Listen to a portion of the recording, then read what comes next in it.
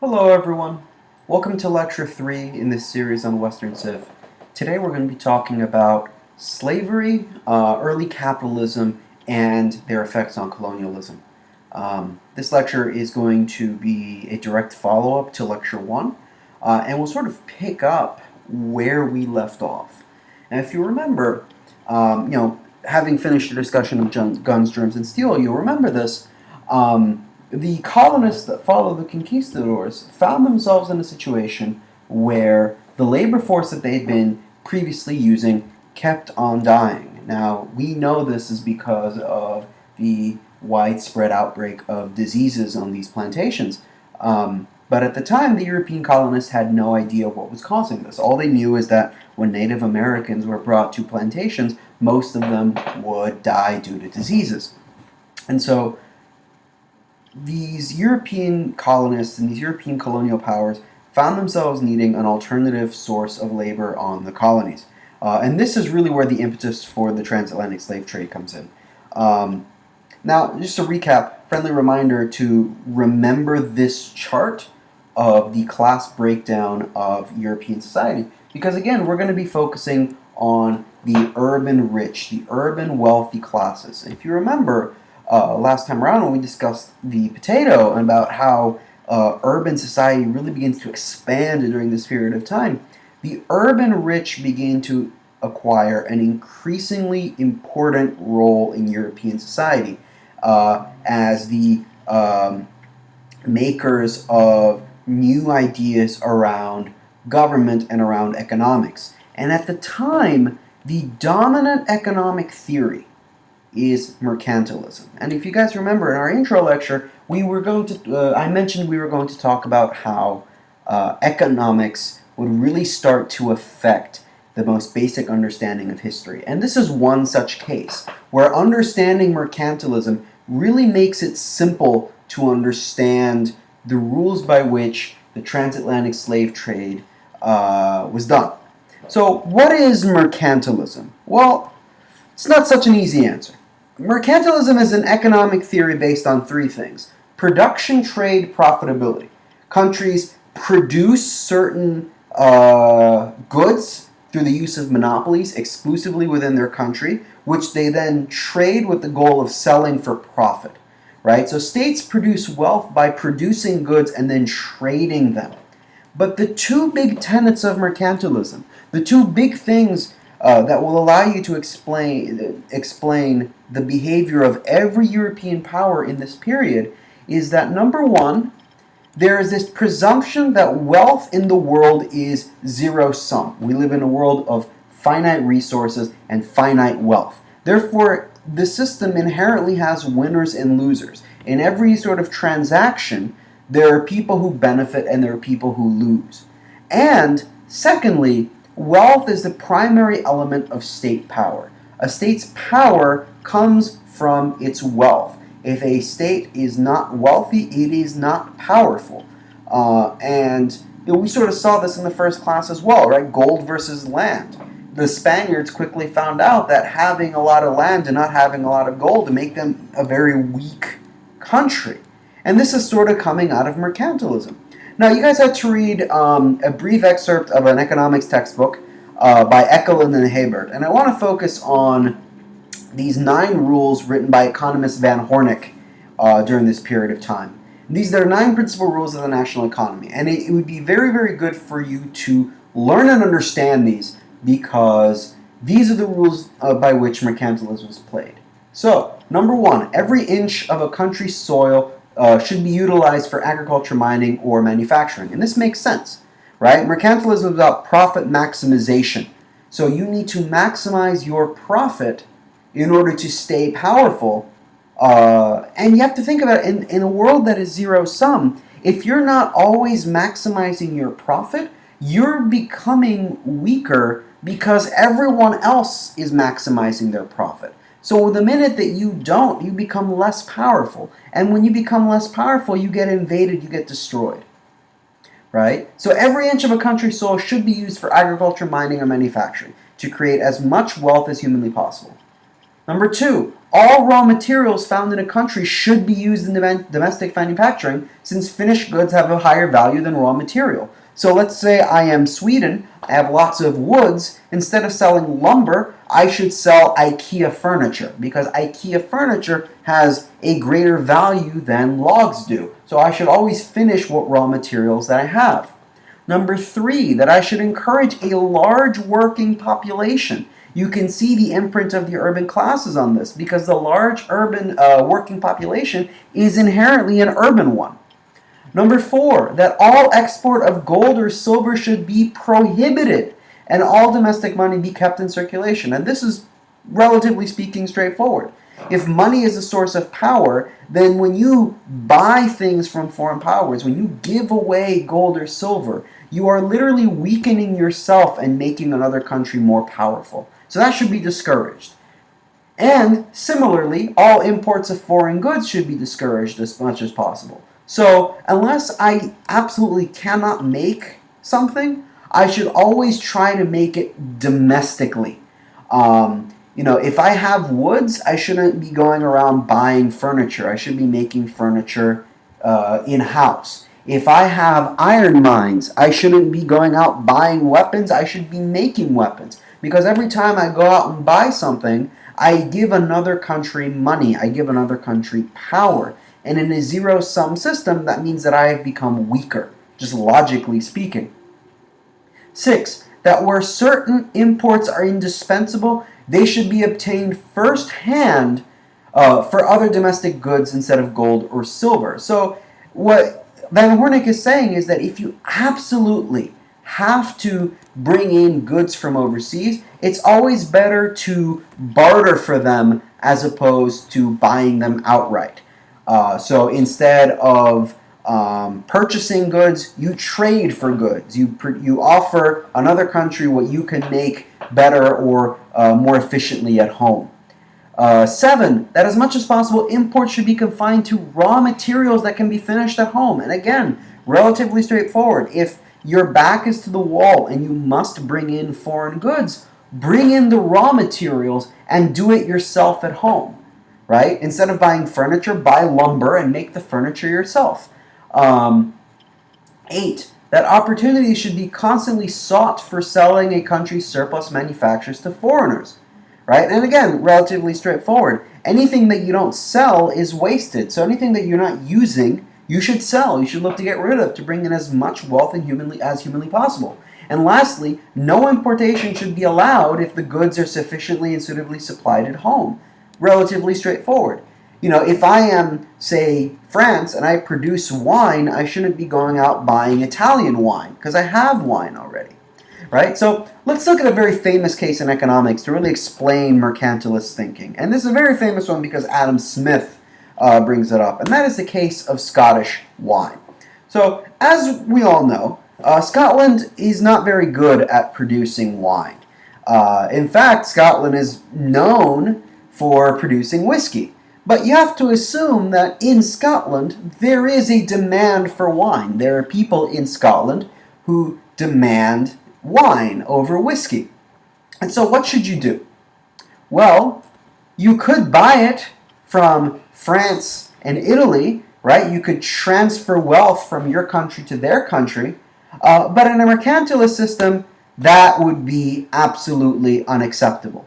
You do not transfer wealth from one country to another because, again, in a system of power politics in which power is zero-sum, when you transfer wealth from one country to another, one country is becoming weaker and another country is becoming stronger. So how do we solve the problem? Well, you could import some soil, more adaptable for growing grapes. You could make a fancy greenhouse that you could grow these grapes in. You could get a bunch of Scotsmen in kilts to mash the grapes into a wine mash that you're then going to ferment. But what you'll end up finding is that chances are you're going to spend twice as much as you would have trying to make wine in Scotland. And this was one of the big criticisms of mercantilism. But for the purposes of our argument, you need to understand that mercantilism is all about profit maximization regardless of the cost. Because when power is zero-sum, when you're not profit maximizing and everyone else is, you are becoming weaker, and that brings with it a heavy cost. So let's apply what we've just learned to one of the most unfortunate events in world history, and that is the triangular trade, the slave trade that brought in labor and slaves into the New World. So how did this work? And again, the triangular trade is the perfect example of mercantilist thinking in action. So it is called the triangular trade because inherently it is a loop. So here's our map of the Atlantic Ocean, right? And let's say we are considering three main players. We are considering Spain, we are considering West Africa, and we are considering the Caribbean. So Spain produces lots of things, but predominantly they produce finished goods, right? Just like mercantilism says. You don't sell raw materials, you sell finished goods. So in this case, they turn sugar into rum, and they turn iron into weapons, into muskets. We're going to focus on weapons for now. These weapons are then shipped to the coast of West Africa. And what happens on the coast of West Africa? This is sort of mercantilism 101. So when the ship arrives on the coast of West Africa, they approach the tribes that you see in the region, and they offer the following offer to the locals. How would you like to be king? You see, it's very simple to become the king of a country if you're the only one with muskets. And so the offer is very simple. I'm not going to sell you these muskets. I'm going to trade these muskets. Again, mercantilism 101. I will give you these muskets, and you will give me slaves. Now notice, Spain isn't purchasing. They are trading because, again, you never give away your gold or silver. Right? So they offer weapons to one man, and in exchange, he sells his friends, his neighbors, into captivity. But of course, the Spaniards are not dumb. They don't want this individual to be king. Right? Because when he is king and there is peace, there is no more demand for weapons. And the demand for weapons is where the supply of slaves come from. So just as they sell to this unscrupulous gentleman, they're also selling to these other unscrupulous gentlemen. And so long as they're all fighting each other, there will be a fresh supply of slaves for the Spaniards to then take.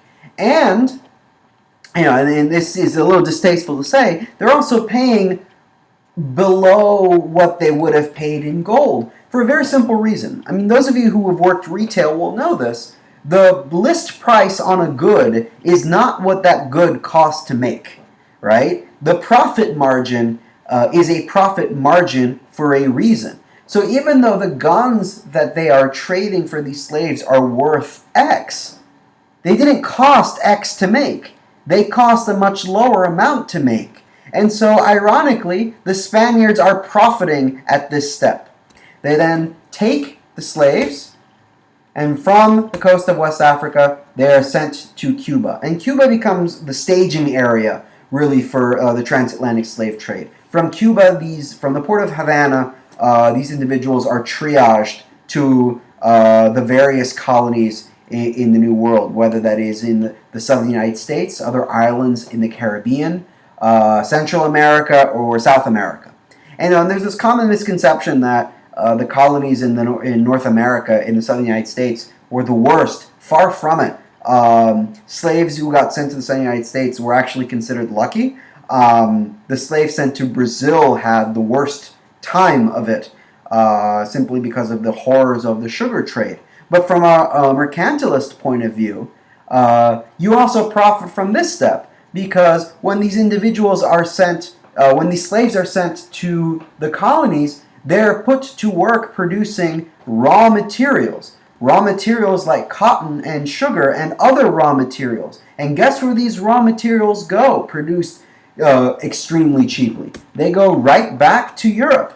And what do they get turned into? More finished goods. And these finished goods get sent right back to the coast of West Africa. And these finished goods are traded for slaves who get sent to North America, and around and around and around and around it goes.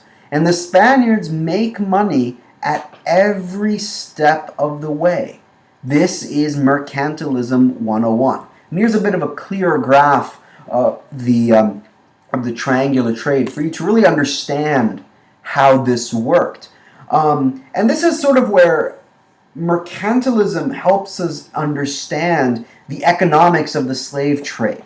And this sort of leads us into our discussion for this week, but also for our key question. And that is, I have shown you the very clear economic motivations behind the triangular trade and the transatlantic slave trade. And I hope it's been clear. What I wanted to discuss, and we're going to have the opportunity to do so, is how does this square up with the racist attitudes of the European powers? And it's not a clear answer. I'm not sure that there is a right or wrong answer here. But it is important to understand, where this idea came from. Mercantilism was very, very subtle in subverting the motivations of the European powers. And they begin to see the slave trade as a necessary component in their search for wealth as a means of survival, right? So, for example, only in a mercantilist system could one view the enslavement of millions of individuals as the necessary consequence for Native Americans dying on American plantations. But in a mercantilist system, this makes perfect sense. And it makes perfect sense for countries like Spain and France to profit maximize. And one of the subtle ways in which mercantilist systems really force and compel these countries to get involved is, if you're not engaging in this, if you're not profit maximizing by using the slave trade, you can be damn well sure that every other country in Europe is. So, for example, Spain borders an even more powerful country in France. You can bet that France was also engaging in the slave trade. The country of Haiti was built up by slaves, and so they were profit maximizing. They were increasing their national revenue as much as possible. And if you understand that that is synonymous with power, if you're Spain, you're very scared. I don't mean to say this to justify the slave trade at all. It is horrific. It is awful. But understand the kind of thinking that mercantilism leads countries to have. A lot of these countries view engaging in this practice as a means for their survival. Or at least that's how they justify it to themselves. We can debate whether that is, an authentic reaction or not. But at least to themselves, this was their justification. It was a necessary evil to maintain their status. And it is unfortunate that this is the motivation and that this economic thinking is behind it. And I'm sure that in the discussion section for this class and the key question for this class, we're going to have a lot to discuss. This is one of those classes where something so boring, such as economic theory, is really at the heart of one of the biggest atrocities in Western Civ. So I think I'm going to wrap this up here. This discussion is going to be continued in the discussion section, where you're going to be watching a section from the film Amistad, and I have it written down in the discussion. But again, I want to mention it in the lecture as well. A little content warning: Amistad was known for being a very graphic movie, and it features violence, some pretty intense racism. It is a movie about slavery, and so if you're sensitive to any of those things, just feel free to contact me. And tell me, hey, I'm sensitive to this stuff. I would rather not watch it. And I'll give you an alternative assignment to do. And on that note, I'm going to wrap this up, and I'll catch you in the next lecture. Cheers, everyone.